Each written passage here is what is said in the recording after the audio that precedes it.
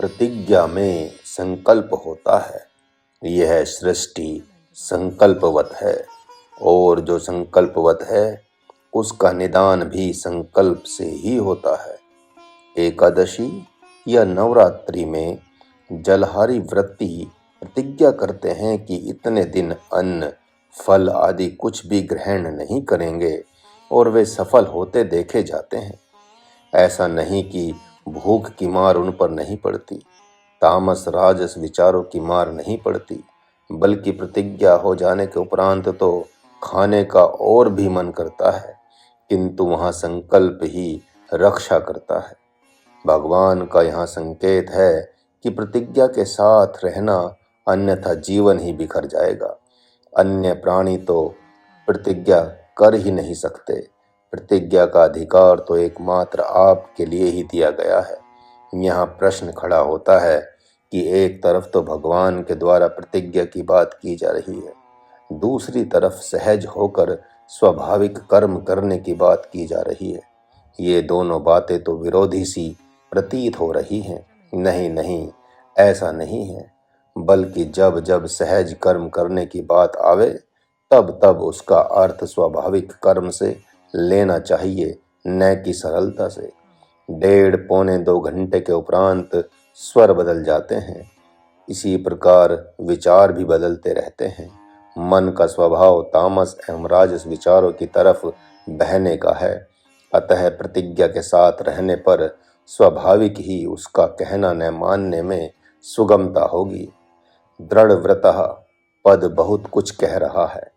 वह यह कि भगवान अपने को देने के पूर्व जो अधिभूत अधिदैव आदि सिद्धियां देते हैं, तो उन सिद्धियों से बचने में दृढ़ प्रतिज्ञता ही काम आती है।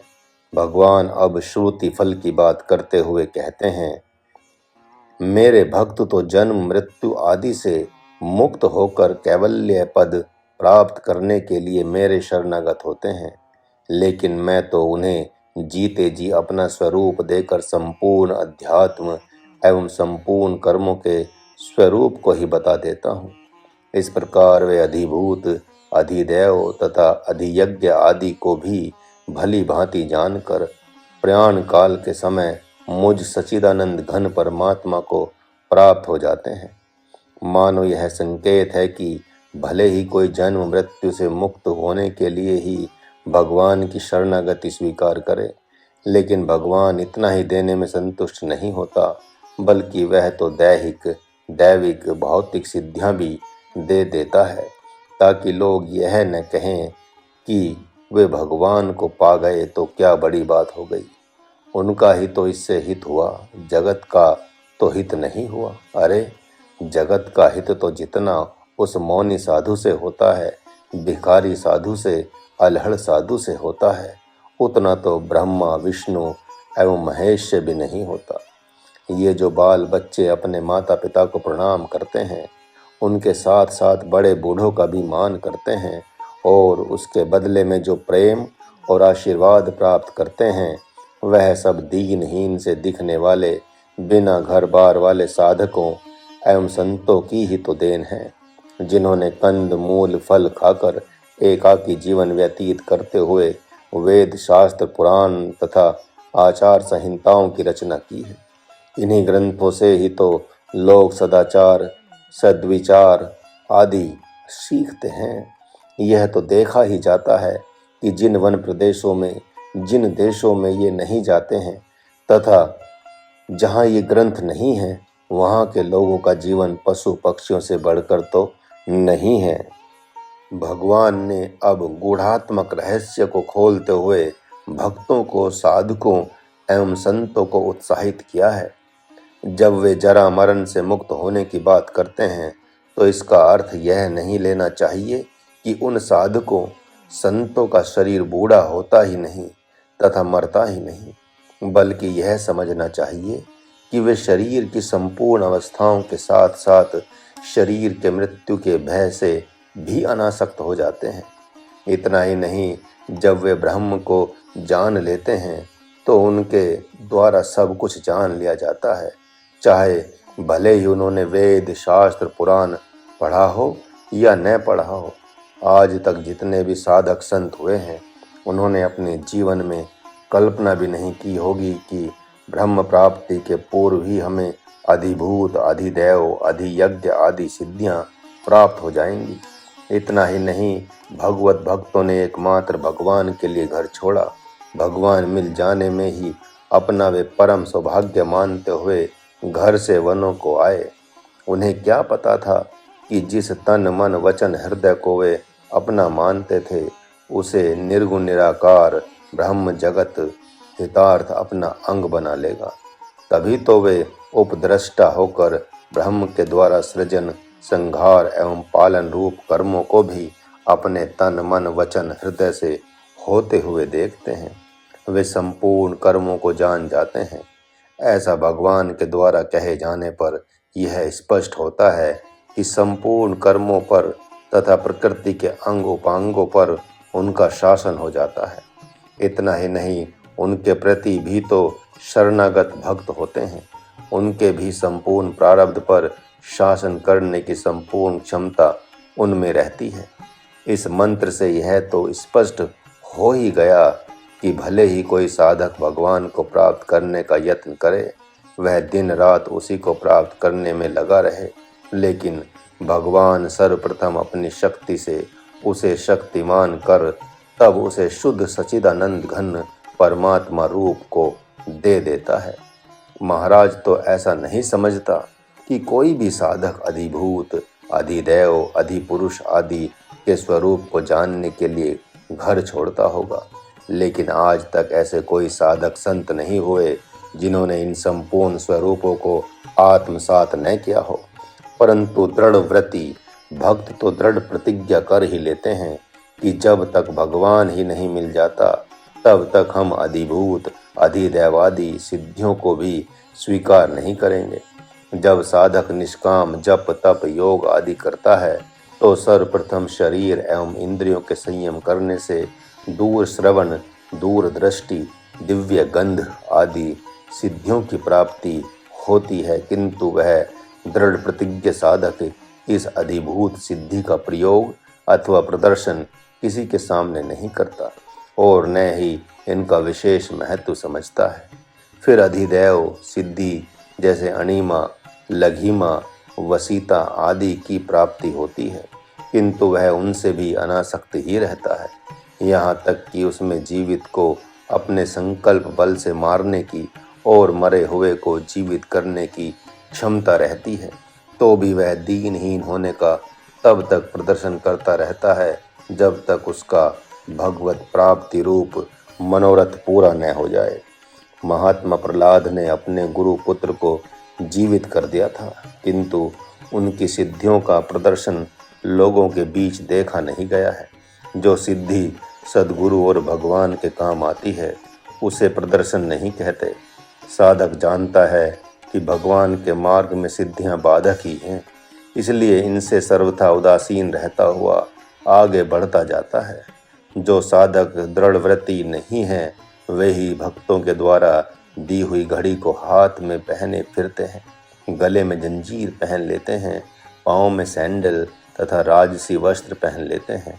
इतना ही नहीं, अब तो विदेशी सैर भ्रमण प्रारंभ हो ही गया है। उनके भक्त कहते हैं कि आप तो संत हैं, भगवान हैं, आपके लिए देश और विदेश क्या, आपके लिए स्वर्ग और नरक और अपवर्ग में तो कोई अंतर ही नहीं है।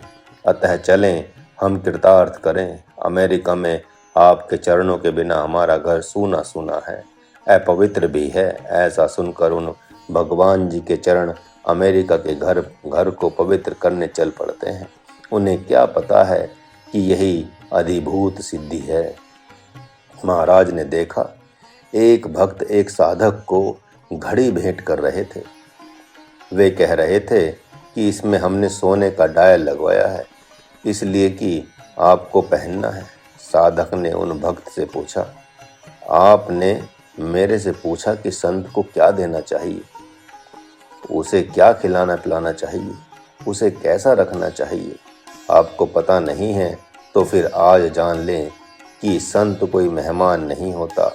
मेहमानों अर्थात रिश्तेदारों की सेवा अपने मन से की जाती है तथा संतों की सेवा उनके ही मन से की जाती है। संत को तो फल फूल देना चाहिए, रोटी पानी देना चाहिए, जल पात्र देना चाहिए, अन्न देना चाहिए, झोंपड़ी में जाकर वहाँ की व्यवस्था देखनी चाहिए, घड़ी और जंजीर देकर उसे गृहस्थ नहीं बनाना चाहिए, बिस्किट चॉकलेट चाय देकर उसे विषय नहीं बनाना चाहिए। जब आपके काल्पनिक देवता के लिए बिस्किट चॉकलेट एवं चाय का हवन नहीं होता तो आप सोचे कि संत तो देवताओं का भी देवता होता है, उसे भाव एवं श्रद्धा के साथ कितनी पवित्र वस्तु खिलानी चाहिए। यह सब प्रकृति का प्रलोभन है जिसे अधिभूत सिद्धि कहते हैं। दिव्य मंत्रों पर तथा दिव्य चक्रों पर मन की धारणा करने से लोकांतर गमन की शक्ति प्राप्त होती है। दूसरे के मन बुद्धि चित्त पर मन को केंद्रित कर उसके मन की कल्पनाओं को जान लेने की शक्ति प्राप्त होती है, जिसे अधिदैव सिद्धि कहते हैं। पृथ्वी तल में कौन वस्तु कहाँ छिपी हुई है, इसे जानने को अधिभूत सिद्धि कहते हैं। आप सब जानते ही हैं कि स्वयं प्रभा नाम की सिद्धि योगिनी, जिसने हनुमान अंगद आदि को भगवती सीता का पता बताया था, जो एक गुफा में रहती थी, जिसे अधिभूत अधिदैव आदि सिद्धियां प्राप्त थी, उसने हनुमान आदि से कहा, अब मैं प्रभु श्री राम के पास जाने वाली हूँ, अतः आप सब आंख बंद करें ताकि जहाँ आप सबको जाना चाहिए वहाँ मैं आप सबको भेज दूँ। उसके कहने पर उन लोगों ने अपनी अपनी आंखें बंद की और पल भर में अपने आप को समुद्र के तट पर पाया तथा इधर स्वयं प्रभा प्रभु श्री राम के पास आकर अनपायनी शक्ति भक्ति का वरदान मांगकर बद्री धाम क्षेत्र को चली गई। यद्यपि जरा मरण से मुक्त होने के लिए आप सद्गुरु के पास आते हैं, लेकिन मुक्ति देने के पूर्व आपको अधिभूत अधिदैव अध्यात्म अधिकर्म रूप सिद्धि को लाकर दिया जाएगा। सर्वप्रथम जिसको छोड़कर आप आए हैं उसी को पुनः दिया जाएगा। माता पिता भाई बांधव बाल बच्चों को छोड़कर आए हैं तो दूसरे माता पिता भाई बांधव बाल बच्चे आपके लिए निर्मित होंगे तथा दिए जाएंगे। जो आपके माता पिता बाल बच्चे भाई बांधव शरीर के हैं, वे आप जब कुछ कर्म करेंगे तब खाना पीना देंगे। यदि आप कुछ करते नहीं हैं तो डंडे मारकर भगा देंगे। वे कहेंगे, अरे दरवाजे पर रहने वाला कुत्ता भी भौंकता है तब खाता है, लेकिन तू तो भौंकता भी नहीं है, भरपेट खाकर सोया रहता है। परंतु संन्यास लेने के उपरांत प्राप्त हुए माता पिता बाल बच्चे बिना किए हुए ही दिव्य फल दिव्य वस्त्र दिव्यान्न आदि लाकर देते हैं। वे अपने न खाकर आपको प्रिय वस्तु खाने को देते हैं, पहनने को देते हैं। कितने साधक तो इस अधिभूत सिद्धि को ही भगवत कृपा मान लेते हैं, जबकि यह तो साधक के लिए प्रलोभन दिया जाता है। यदि इस प्रलोभन में साधक गण नहीं फंसते हैं तो फिर कैवल्य मुक्ति दे दी जाती है। एक साधक ने महाराज से कहा कि गुरुदेव ने कहा कि तुम मेरी संपूर्ण व्यवस्था को संभाल लो। गुरुदेव ने मेरी स्थिति को जान लिया और कहा, कोई बात नहीं, कोई बात नहीं। मैंने भी अपने गुरुदेव के द्वारा ऐसा कहने पर मना कर दिया था। अतः मेरे शरीर छोड़ने के उपरांत मेरे भक्त जब तुम्हें व्यवस्था संभालने को बाध्य करें तो कह देना कि अभी मेरा कार्य पूरा नहीं हुआ, इसलिए आप सब मुझे क्षमा करें।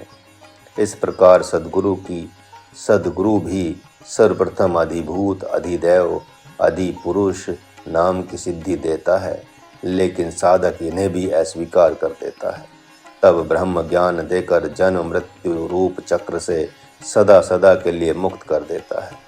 इस दिव्य संवाद को देखने एवं सुनने वाले महात्मा संजय ने धृतराष्ट्र से कहा, हे राजन, भगवान मधुसूदन ने भक्त अर्जुन से स्पष्ट कह दिया है कि तुम मेरे शरणागत शिष्य हो, इसलिए मैं तुम्हें अपनी अधिभूत अधिदैव आदि सिद्धियों का ज्ञान कराकर मानूंगा।